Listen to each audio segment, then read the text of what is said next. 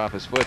Nice steal by John Taylor. This kid's a player. Lays it up and in. How do you think this John Taylor is?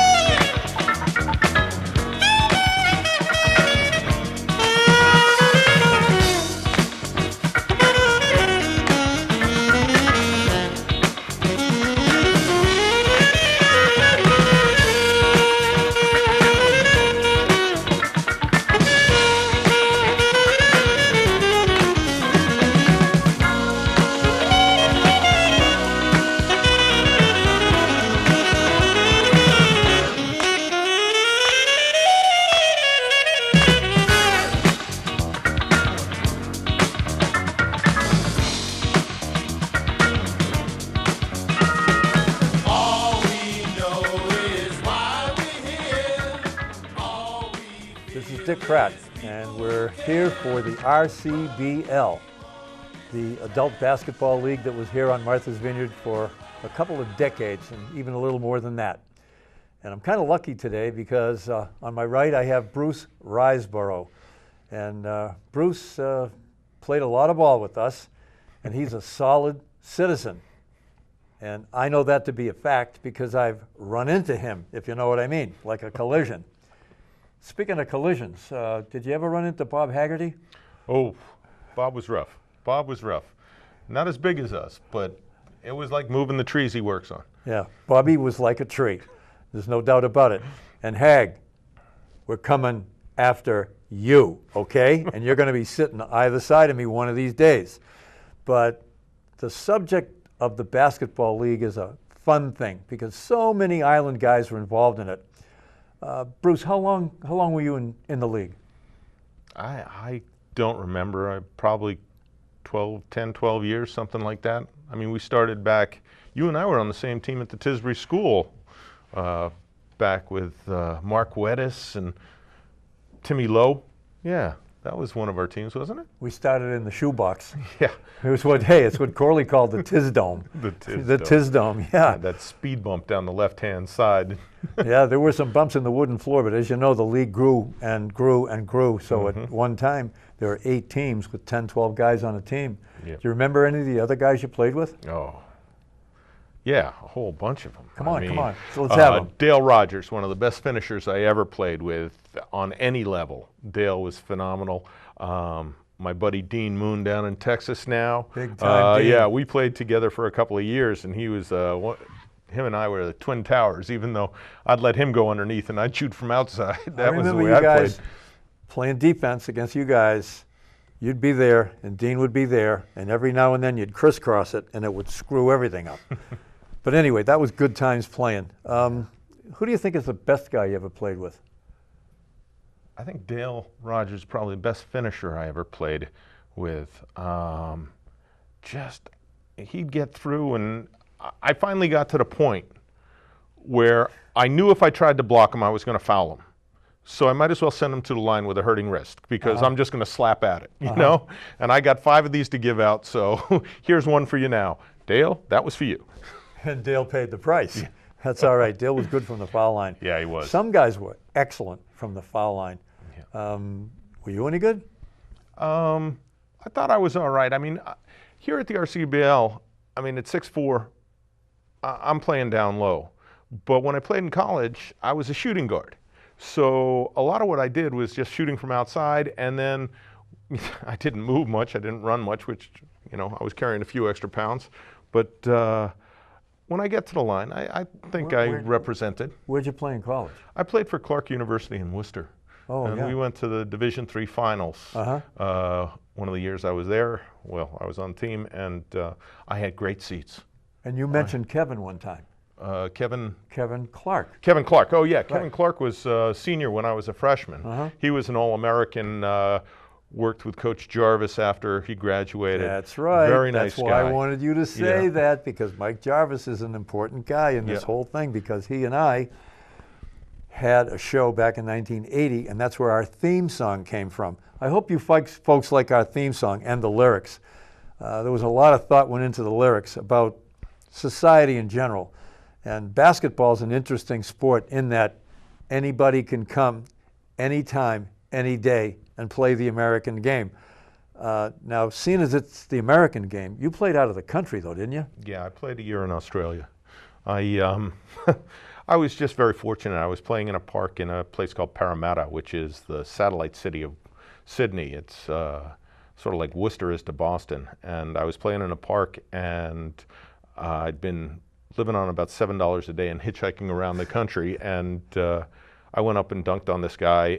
And What do you mean, up and dunked on this guy? I was about 180 pounds. I hadn't been Yeah. eating anything. Okay. And these guys came up to me afterwards and asked me if I wanted to play with them. And I opened my mouth and they said, I'm sorry, we can't have any more Americans on the team. You Yanks are already filled your quota. And so I said, well, I'm traveling on a British passport And that did since it? I have dual citizenship. And Oh. sure enough, they put me on a team, put me up in a shrimp packing plant, and we'd fly around and play games and exposing the country. This is 1981. How old were you? I was 19.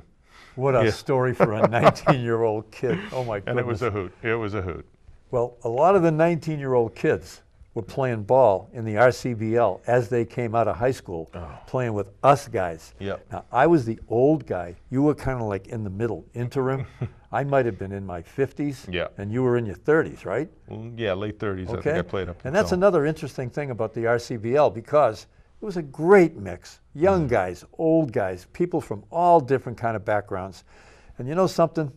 That leads us to the end of this segment in that, tell me one special thing you remember from the RCBL.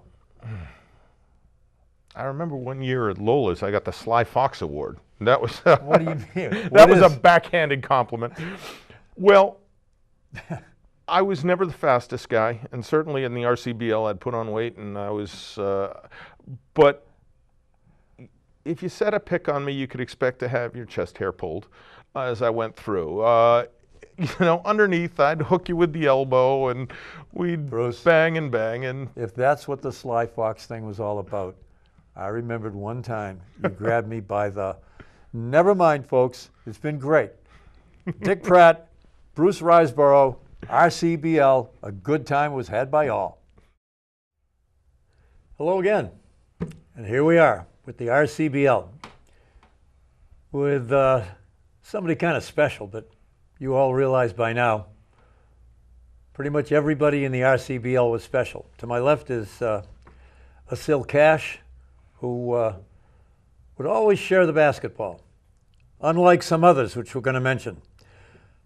Asil, RCBL, what do you think? Loved it. Huge part of me being here was playing in the RCBL.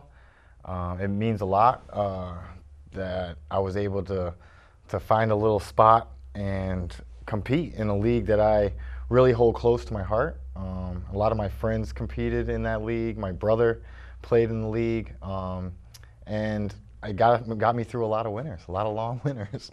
Well, that's what it was all about. And in our founders show with Bob Tankard and Elmer Silva and Pat Mercier and Corley Mayseal, we underlined the point that it was something productive and something fun in the winter. When did you start? My first winter might have been, I'm trying to think, it was maybe 2000, I want to say 4 or 5. Okay. How old were you? I must have been, I want to say 22. So you're out of high school. Out of high school, absolutely. So you had a bunch of basketball under your belt. Did you play high school ball? Yeah, played here. Loved it. Alumni of the Martha's Vineyard Regional High School. I played under Don Amaral. Okay. Excellent coach, taught me a lot. Very blessed to play under him, and enjoyed it.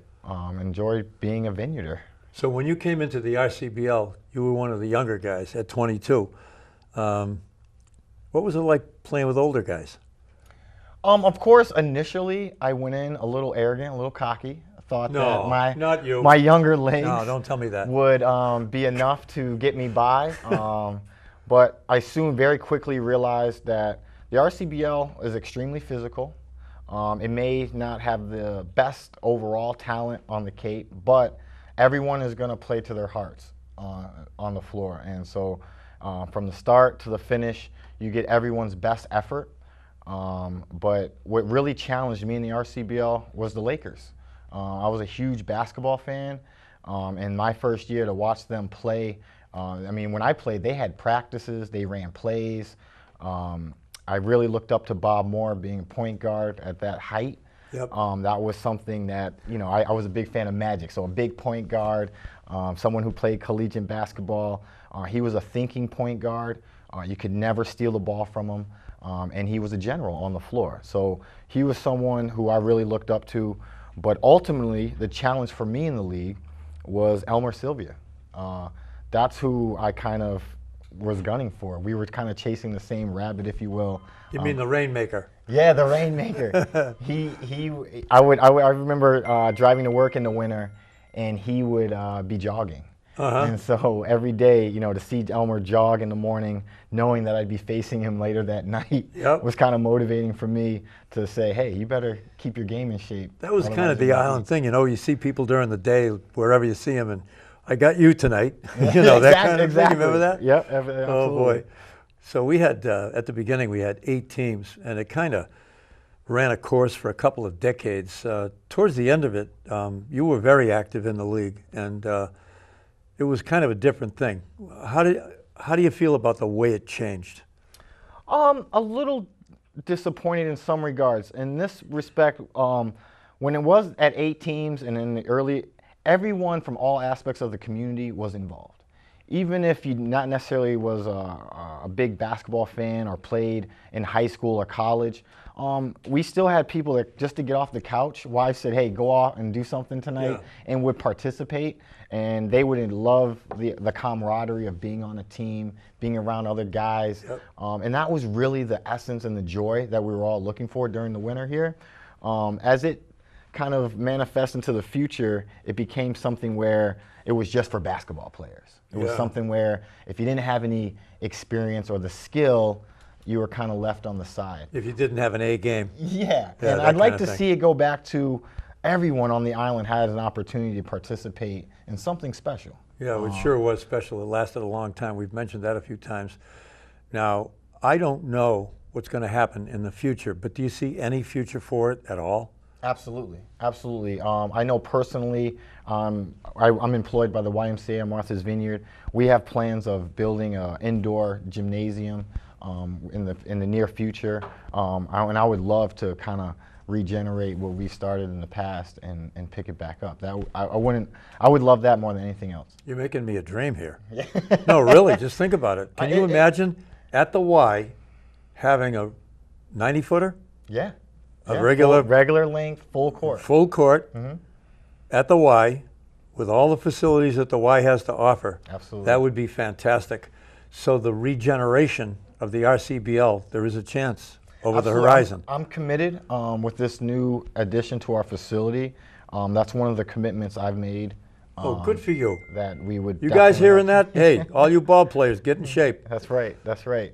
And so not only we want to continue and revitalize the RCBL, but even add things for youth, add things for seniors, and just kind of expand on what the RCBL has already built and established for so many years. When you were playing in the league, what I'm thinking of is, who was the toughest guy you played against? Who ran you into the picks the worst? Well, the Lakers as a team had just a dominant starting 5. You know, you have Bob Moore, you had Elmer, Thane, Heath, and Carl. That's a formidable 5 for any community anywhere.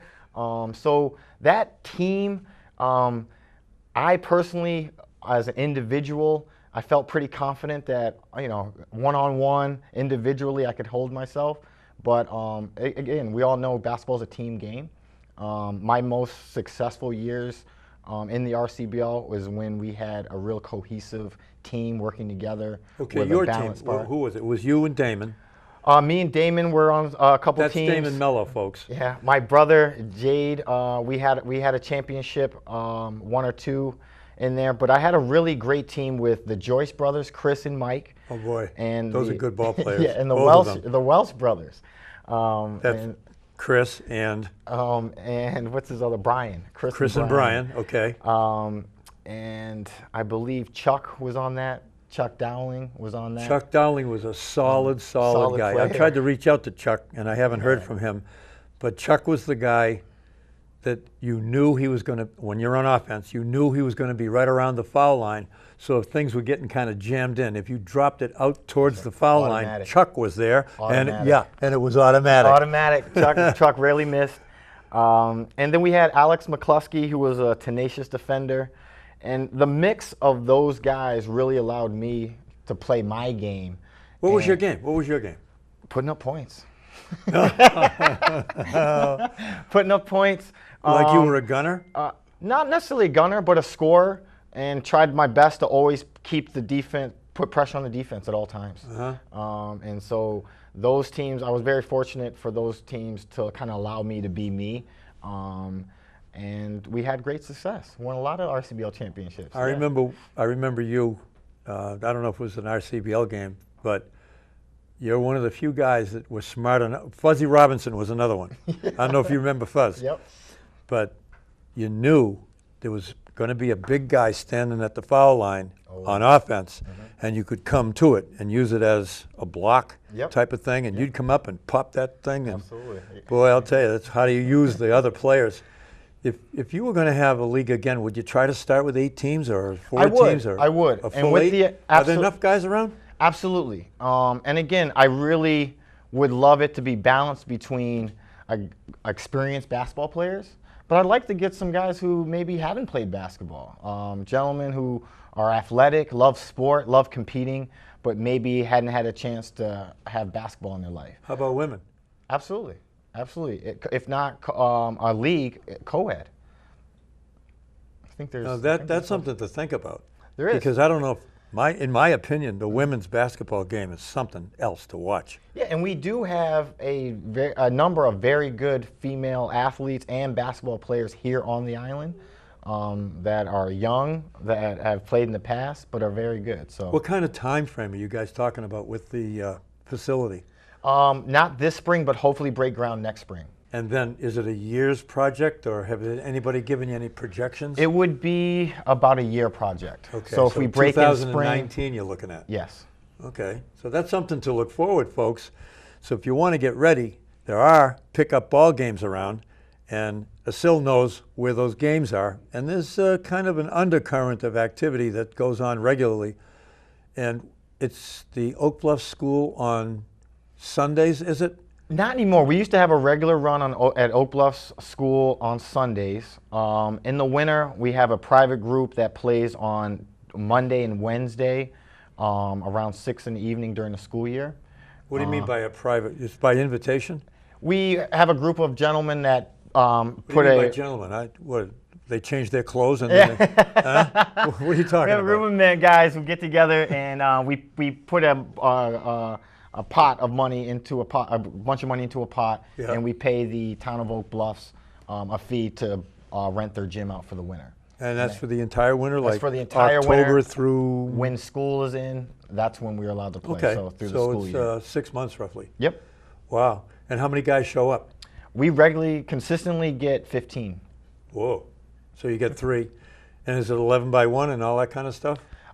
It is 11. You know what I mean by 11 by 1? I mean, most of you basketball people understand that, but you score your points one at a time, and the first 1 to 11 wins and stays on the floor.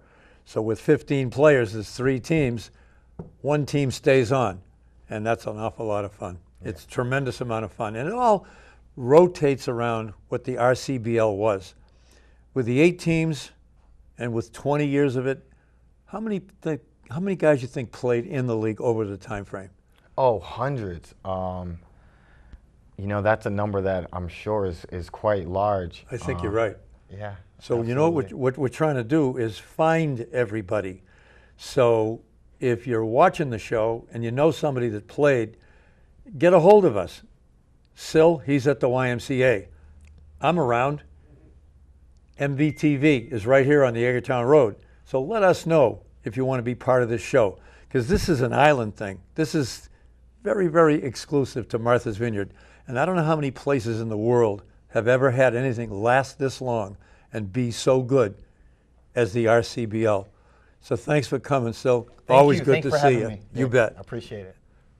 And now, folks, we're very fortunate to have Fred Fournier to my right. And Fred was a player in the league for a number of years. Fred, welcome to the RCBL documentary. Great, Dick. Thanks for having me.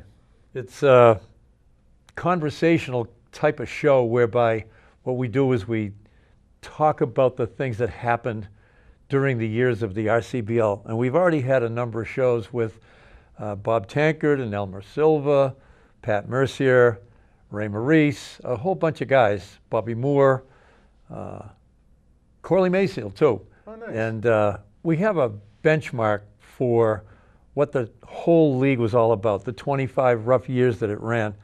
In your mind, anything pop right out? How long did you play? I think I played for about 8 or 10 years. I just know that it was really, really great for the camaraderie and all the fellas that got together once or twice a week. Most of the time it was late fall, early winter when there really wasn't much going on, and gave us an opportunity to stay in shape and also to commiserate a little bit, because we see each other on the job sites occasionally, but allowed us to kind of vent a little bit and just have some. Vent? What's with venting? A little Tell push. me about venting. You don't mean hack, do you? No, that was you. It was a hack league, but that's okay because we all understood that. Well, it was the confines of the Tisbury School, which was real small. I mean, you took 3 strides and you were almost down to the other end. So there was a little bit of bumping and grinding and a little bit of tempers flaring occasionally. But as you know, it was all in fun, and we had a great time. Do you remember the team you were on? Who you played with? I was very fortunate. I had a good team. I played with Dale Rogers, who was great. Gary Maurice, God rest his soul. What was his nickname? He was Primetime. We called him Primetime. Primetime Gary. So I had Gary and Dale, dishing me the ball. Myself, Bobby Brown, downtown Bobby Brown. Yeah. Remember Bobby? Oh, you're never going to forget Bob. He's coming in too. Oh, good. He was a lot of fun. He and I actually used to go out to the Ritz or to the Ocean View after the game. Is that right? You don't have to expand on that at all. But what a 1-2 punch you two guys, because I remember you were like a freight train on the way. And then, my memory skips me here a little bit, but I want to say it's at one point Bobby Moore, we did play on the same team. I know he did for a lot of years played on the Lakers. Yep. I don't even remember the name of our team. Wayne Elliott. Whoa. So we had Wayne's Wayne coming in yep, too. So it was Wayne. You guys were loaded. We were Wayne, Bobby, myself down below, and Gary and Dale up front. Wow. And I think that there was a few years that we won it, and I think year in and year out we went head to head with the Lakers. A lot of times. I remember, it was narrowed down to that. Yeah. Everybody that's been watching these shows understands that there were 8 teams in the league at the beginning, and the parity was really, really good. And we've reminded people with these shows about the draft. Do you remember the draft? I do. You do? I do. Tell me what you remember about the draft. Well, I was never involved with it because I think Dale and maybe Wayne were kind of the captains. Okay. So they really dealt with, outfitting the team. I always kind of felt fortunate because I was one of those kids that got picked. Oh yeah. Or not, maybe like first, not last. So that was always a lot of fun. But like I said, it was just a camaraderie. It was, on any given night, you didn't know who was going to show up. That's true. I remember that, yeah. Whether the game was actually canceled, whether it was snow, whether it was rain, you couldn't get into the gym, the door was locked. Do you remember being on TV? Not really. No. Well, they were televised. Did you ever play at the Boys and Girls Club? I did. You did? My last year or two, Uh-huh. I played at the Boys and Girls Club. And then I'd hurt my back. And just with my weight and just the pounding. Pounding? What do you mean? Running up and down, being 265 pounds, pounding on the ground. You were pounding on the other guys, too. I'll never forget that. Because you and Bob, were like immovable mountain kind of guys, like Howie Sashin. Yes. And Howie will be Yeah, coming yeah. in too. The bigger guys were hard to move and always played in the middle. And it was easy to avoid you guys if you chose to, but I never chose to. Well, you know, it's funny talking about nicknames. We always had one for Howie. It was like Man Mountain. Man Mountain. Good name for Howie Sashin, Really, for yeah. sure. He has a son now that's a big kid, and he's playing ball too. That's correct. Yeah, Mac. Yeah. He's a good kid. Yeah, yeah. And so Howie kind of set the standard for a lot of guys running up and down. And you mentioned the pounding of it. The internal play, we never really had plays. We didn't really practice that much. Everybody just came and played the game. And the guys that played on the outside, the shooters like Monty Pizarro, Dale Rogers, Sandy Fisher, all those guys, and Gary. Elmer. But Gary was, Elmer, my Elmer. God, he'd Elmer. bring rain. Elmer would shoot Oh, from yeah. half court. Gary was different. Gary's passed away now, and we all remember Gary as being one heck of a good ball player. I remember Gary as being a kid that would give you the ball. And one of the things, if you got up on the block, if you got down on the block, and he'd drive the middle, he'd drop it off to you, and it would work almost every single time. Towards the end of the league, they didn't have as many teams working. There were 4 at the end. But an exciting thing is Asil Cash was here, and he works at the Y, as you may remember. And I've been told in our show that the Y is going to have a brand new basketball court. And although the league is kind of on the shelf right now, Asil and some of the younger guys are going to put the league back Oh, that's together again. perfect. Yeah. Yeah, I'm thrilled by that. That's great. Yep. Now, you had something to do with the Y in the past, I did, right? yes. I was on the building committee, and I was on the board for about 7 years, and was instrumental in getting it built, vetting the contractors and working closely with Mark Baumhofer, who kind of chaired the building committee. And our goal was always to see the Y build a gym with hopefully a track around it. That's what it's going to be. Yeah, because as you know, when we were playing, we were always struggling for gym space. That's true. And I have 3 boys, 2 are in college now, one's at boarding school.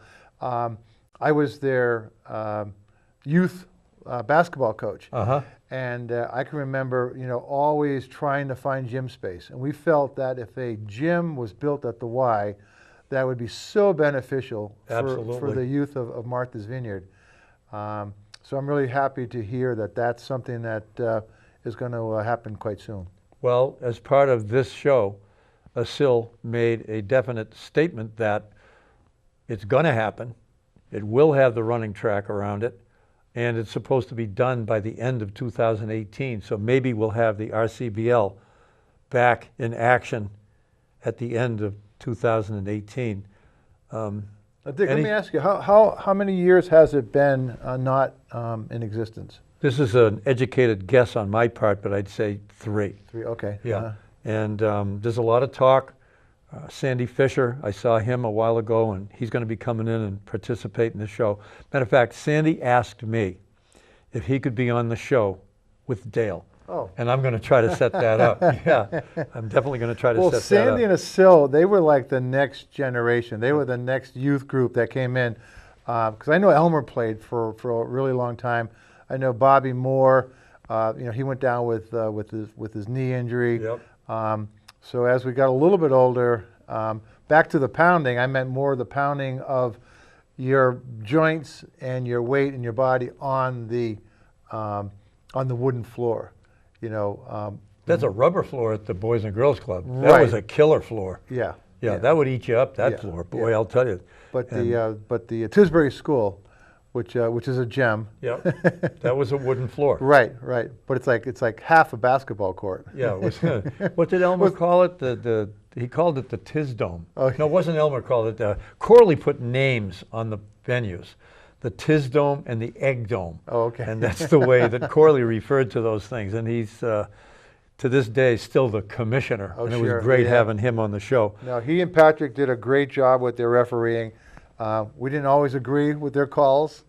We've had some conversations on the show about the refereeing, but the point there was, without them, we really didn't have a league. Oh yeah, no. And we had support people all over the place. We had scorers, we had TV people, Norman Vunk. That's correct. Norman and Kenny Goldberg. Oh, that's right. They did a lot of announcing, as did Corley. So it was a really good package, which hopefully we're going to be able to recreate. And matter of fact, as things go together, and because this show is what it is, as things develop, we're going to keep everybody in tune with what's going on. Is there anything you can think of that you'd like to add before we wind it up? You know, I think we've covered a lot of different areas. Like I said, I just felt really fortunate to be able to be involved with it, and had a great time with it. And like I said, I'm still very close friends with the Bobby Moores and the Bobby Brown, and we work. You know, I work closely with Elmer. Yep. So I didn't tarnish those relationships playing basketball against them. So it goes beyond the RCBL Oh, it out does, into the yeah. community. And this Oh, is a absolutely. community show. You know, Fred, I really appreciate you coming in today. And it's going to be a show that made up of 3 really good guys. Bruce Riseborough, Asil Cash, and you. And I can't think of 3 better guys to have a show together. So with that said, thanks for watching, and we look for you next time. We are people just like you, taking time.